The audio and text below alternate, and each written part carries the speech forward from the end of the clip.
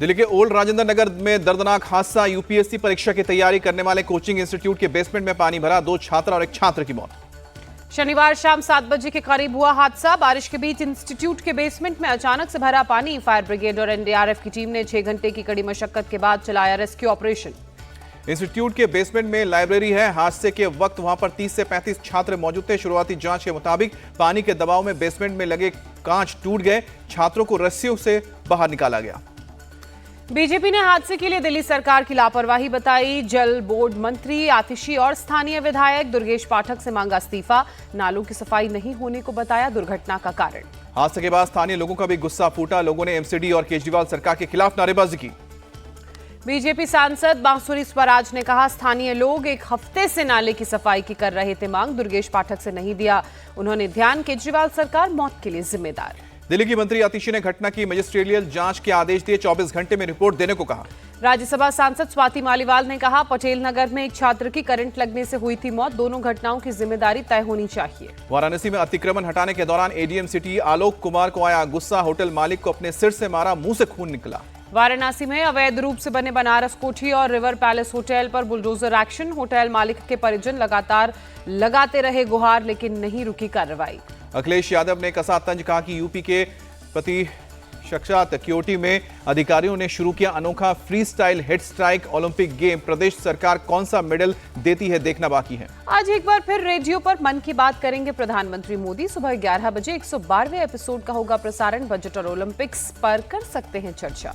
BJP शासित राज्यों के सीएम और डिप्टी सीएम की बैठक का आज दूसरा दिन। लोकसभा चुनाव के नतीजों को लेकर हो रहा है मंथन। बीजेपी के मुख्यमंत्रियों की बैठक में पीएम मोदी, अमित शाह और राजनाथ सिंह समेत सीनियर मंत्री होंगे शामिल। बीजेपी अध्यक्ष जेपी नड्डा भी रहेंगे मौजूद। दिल्ली में बीजेपी मुख्यालय में हाई लेवल मीटिंग। बीजेपी शासित राज्यों के सीएम और डिप्टी सीएम हुए शामिल। बैठक में सीएम योगी के साथ यूपी के दोनों डिप्टी सीएम हुए शामिल। मनमुटाव की खबरों के बीच पहली बार तीनों नेता एक साथ किसी मीटिंग में हुए शामिल। अखिलेश यादव ने बुलाई समाजवादी पार्टी विधानमंडल दल की बैठक। कल से शुरू होने वाले विधानसभा सत्र को लेकर होगी चर्चा। अमित शाह के भ्रष्टाचार का सरगना वाले बयान पर भड़के एनसीपी नेता शरद पवार। कहा, सुप्रीम कोर्ट ने उन्हें 2 साल के लिए राज्य से किया था बाहर। केंद्रीय मंत्री पीयूष गोयल का शरद पवार पर पलटवार। कहा कि अमित शाह पर झूठे आरोप के लिए देश से माफी मांगे। अमित शाह पर लगा केस बेबुनियाद था, ये एक षड्यंत्र था। ओबीसी वर्सेस मराठा आरक्षण पर बोले शरद पवार, विवाद को खत्म करने के लिए सभी पक्षों से बातचीत जरूरी। दिल्ली में आज गृह मंत्री अमित शाह से फिर मिल सकते हैं अजीत पवार। चुनावों के लिए सीट बंटवारे पर बातचीत से पहले मुलाकात अहम। दोनों के बीच बुधवार को हुई थी मुलाकात। महाराष्ट्र चुनाव से पहले अजीत पवार को बड़ा झटका लगा। बाबाजानी दुरानी शरद गुट में शामिल हुए। कांग्रेस नेता अधीर रंजन चौधरी का बयान, बंगाल में टीएमसी की बात नहीं मानने पर हत्या कर दी जाती है। सीएम ममता बनर्जी दिल्ली में संत बन जाती हैं, लेकिन उनकी पार्टी बंगाल में शैतान है। अधीर रंजन का बयान। नीति आयोग की 9वीं गवर्निंग काउंसिल की शनिवार को हुई बैठक। सीएम ममता को छोड़कर इंडिया ब्लॉक के राज्यों के सीएम ने मीटिंग से बॉयकॉट किया। बिहार के सीएम नीतीश कुमार भी मीटिंग में नहीं हुए शामिल। बिहार के दोनों डिप्टी सीएम ने लिया हिस्सा। पहले भी सीएम नीतीश नीति आयोग की बैठक में शामिल नहीं हुए हैं। जेडीयू प्रवक्ता नीरज कुमार का बयान। बैठक में 26 राज्यों के सीएम और एलजी हुए शामिल। नीति आयोग के सीईओ ने दी जानकारी। नीति आयोग के सीईओ का बयान। बैठक में 10 राज्यों और केंद्र शासित प्रदेशों के सीएम ने हिस्सा नहीं लिया। पीएम मोदी ने की अध्यक्षता। बैठक में राज्यों के सहयोग से भारत को 2047 तक विकसित राष्ट्र बनाने पर चर्चा हुई। कांग्रेस नेता मणिकम टैगोर का बयान, बजट में भेदभाव की वजह से बॉयकॉट करना पड़ा। बैठक में पीने का पानी, बिजली, स्वास्थ्य, शिक्षा, साइबर सुरक्षा, एआई समेत 8 मुद्दों पर हुई बात। बैठक में बोले पीएम मोदी, विकसित भारत हर भारतीय का संकल्प है, इसमें राज्य सरकारें निभा सकती है महत्वपूर्ण भूमिका। नीति आयोग की बैठक बीच में छोड़कर ममता बनर्जी बाहर निकली। सरकार पर लगाया बंगाल के साथ भेदभाव का आरोप। सीएम ममता का आरोप, बैठक में मुझे बोलने नहीं दिया गया, फंड मांगने पर मेरा माइक बंद किया। सीएम ममता ने कहा, मुझे 5 मिनट से ज्यादा बोलने नहीं दिया गया, दूसरे लोग 20-20 मिनट तक बोल रहे थे। विपक्ष की तरफ से सिर्फ मैं ही थी, मुझे 30 मिनट बोलने देना चाहिए था। सीएम ममता का बयान। सीएम ममता का माइक ऑफ नहीं किया गया था, वो झूठ बोल रही हैं। वित्त मंत्री निर्मला सीतारमण का बयान। वित्त मंत्री निर्मला सीतारमण बोली, सीएम को बोलने के लिए पर्याप्त समय दिया गया था, सभी की बातें सुनी गई। सीएम ममता के आरोप पर बोले असम के सीएम हिमंता बिस्वा शर्मा, मैंने तय समय 7 मिनट से मात्र 30 सेकंड ज्यादा बोला। जेडीयू नेता केसी त्यागी का ममता से सवाल, क्या वो एनडीए में शामिल होना चाहती हैं? सीएम ममता बनर्जी झूठ बोल रही हैं। उन्हें पता था कि बैठक में क्या होगा। कांग्रेस नेता अधीर रंजन का बयान। नीति आयोग की बैठक में सीएम ममता का अपमान हुआ, क्या ये लोकतंत्र है? संजय राउत का सवाल। तमिलनाडु के सीएम स्टालिन के बैठक में नहीं आने पर केंद्रीय मंत्री एल मुरुगन ने साधा निशाना। कहा उन्होंने तमिलनाडु की जनता से झूठे वादे किए। मोदी सरकार गरीबों को सशक्त बनाने के लिए कर रही है काम, केंद्रीय मंत्री प्रहलाद जोशी का बयान। नीति आयोग की बैठक में कई मुख्यमंत्रियों का नहीं शामिल होना दुर्भाग्यपूर्ण है। जेडीयू नेता केसी त्यागी का बयान। आरजेडी सांसद मनोज झा का बयान, प्लानिंग कमीशन के बदले नीति आयोग बनाना एक गलत फैसला था। हिमाचल के पूर्व सीएम जयराम ठाकुर का बयान, सीएम सुक्खू ने नीति आयोग की बैठक में शामिल नहीं होकर राज्य का नुकसान किया। नीति आयोग की बैठक में बोले सीएम योगी, महिला और बच्चियों को आगे बढ़ाने के लिए विशेष प्रयास किए जा रहे हैं। सीएम योगी ने विकास में कानून व्यवस्था की भूमिका पर भी बात की, किसी अपराधी को छोड़ेंगे नहीं कहा। उत्तराखंड के सीएम धामी का प्रस्ताव, हिमालयन स्टेट्स को 25 मेगावाट से कम के हाइड्रो प्रोजेक्ट लगाने की अनुमति मिले। नीति आयोग की तर्ज पर गुजरात सरकार ग्रिड थिंक टैंक स्थापित करेगी, सीएम पटेल ने बैठक में दी जानकारी। भारत को विकसित राष्ट्र बनाने में छत्तीसगढ़ महत्वपूर्ण भूमिका निभाएगा, बैठक में बोले सीएम सहाय। छत्तीसगढ़ में विकास की कौन कौन सी योजनाएं चलाई जा रही हैं, नीति आयोग की बैठक में सीएम सहाय ने दी जानकारी। पीएम मोदी ने सीएम शिंदे को दिया सुझाव, जल संकट दूर करने के लिए नदियों को जोड़ना जरूरी। जम्मू कश्मीर के कुपवाड़ा में एक आतंकी ढेर, भारतीय सेना ने घुसपैठ की बड़ी कोशिश को नाकाम किया, इलाके में सर्च ऑपरेशन अभी भी जारी। जम्मू कश्मीर के रियासी में सुरक्षा बलों ने चलाया सर्च ऑपरेशन, इलाके की घेराबंदी। जम्मू में बढ़ते आतंकवाद को रोकने की कोशिश, उड़ीसा से बीएसएफ के 2 बटालियन को जम्मू किया गया शिफ्ट, सूत्रों के हवाले से खबर।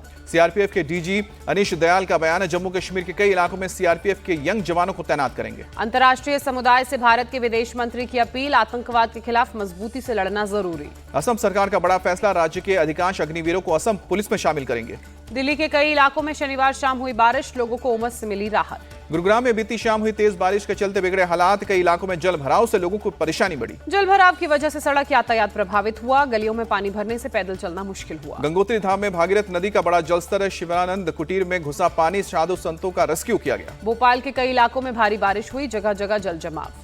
कोल्हापुर में हुई भारी बारिश के चलते आम जनजीवन बेहाल, खतरे के निशान से ऊपर बह रही है पंचगंगा नदी। कोल्हापुर में लगातार बारिश की वजह से बाढ़ जैसे हालात, सड़कें पानी में डूबी, कई इलाकों से संपर्क कटा। शिमला में हुई बारिश से मौसम हुआ सुहाना, लोगों को उमस भरी गर्मी से राहत मिली। मध्य प्रदेश के बेतवा में भारी बारिश का कहर, शहर के कई इलाकों में बाढ़ जैसे हालात। मुंबई के विक्रोली इलाके की एक सोसाइटी में घर में हुआ सिलेंडर ब्लास्ट, आग लगने से 2 लोग गंभीर रूप से घायल हुए। घायलों को इलाज के लिए अस्पताल में भर्ती कराया गया, आग से घर में रखा सामान जलकर खाक हुआ। दिल्ली के नांगलोई में डीटीसी क्लस्टर बस में संदिग्ध बैंक की कॉल पर हुई जांच, बॉम्ब डिस्पोजेबल स्क्वाड को बुलाया गया, बस में से बम जैसा कुछ मिला नहीं।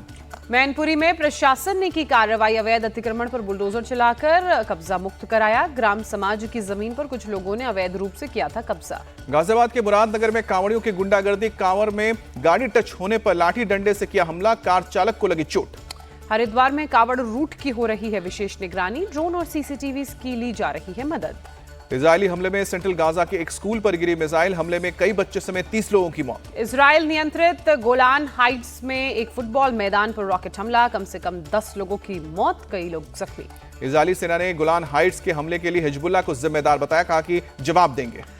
इजराइल के टेल अवीव में लोगों का प्रदर्शन, गाजा में हमास के बंधक बनाए गए, बाकी बंधकों की रिहाई की मांग की। अमेरिका के कैलिफोर्निया के जंगल की आग पश्चिमी हिस्से में फैली, आग को बुझाने के लिए फायर फाइटर्स दिन रात मशक्कत कर रहे हैं। रूस के चेल्याबिंस्क में भारी बारिश की वजह से बांध टूटे, इलाका की बात की जाए तो भीषण बाढ़ की चपेट में।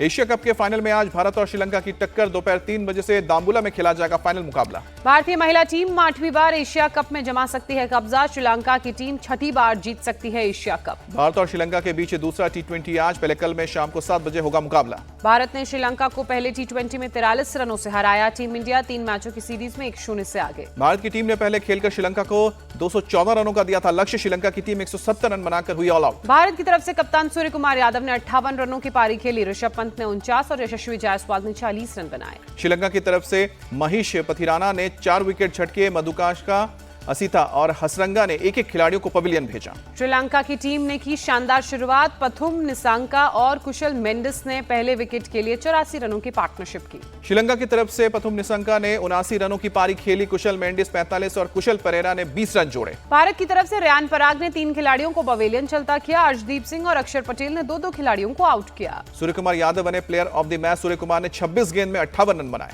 पेरिस ओलंपिक्स में भारतीय हॉकी टीम का जीत से आगाज, न्यूजीलैंड को 3-2 से दी शिकस्त। भारत की तरफ से मनदीप सिंह, विवेक सागर प्रसाद और हरमनप्रीत सिंह ने किया गोल। पूर्व हॉकी खिलाड़ी दिलीप तिर्की ने की टीम की तारीफ।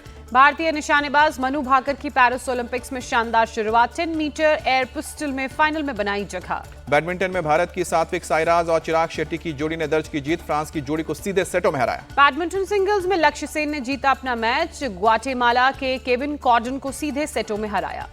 भारतीय मुक्केबाज प्रीति पवार ने 54 किलो भार वर्ग में दर्ज की जीत, वियतनाम की खिलाड़ी को हराया। टेबल टेनिस में हरमीत देसाई ने दर्ज की जीत, जॉर्डन के खिलाड़ी को हराकर मुख्य ड्रॉ में पहुंचे।